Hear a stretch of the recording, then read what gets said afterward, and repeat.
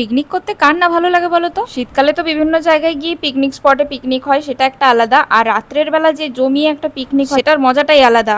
এই আগে যে বাড়িটায় ভাড়া থাকতাম সেখানে বাড়ির মালিক খুব ভালো, তো উনি সকাল থেকে বলেন যে আমাদের রাত্রেবেলায় ফিস্ট হবে, তো তোমরা কি আসবে? আর আমি কদিন থেকে মনে করছিলাম যে যদি একটু পিকনিক করা যেত জমিয়ে, তাহলে তো আমার তো সোনায় সোহাগা হয়ে গেল সাথে সাথে। যদিও আমি সবাইকে চিনতাম না, তবু ওনারা বেশ আপন করে নিয়েছিলেন। এই পাড়ার কাকিমারা এসেছিলেন, ওনারা বেশ সুন্দরভাবে ম্যানেজ করে রান্নাগুলো করছিলেন। আর আমাদের যে বাড়ির মালিক ছিল, তো উনি সাথে সাথে ত্রিপল খাচিয়ে দিলেন। এই সমস্ত রান্নার জিনিসপত্র সব ওনাদেরই।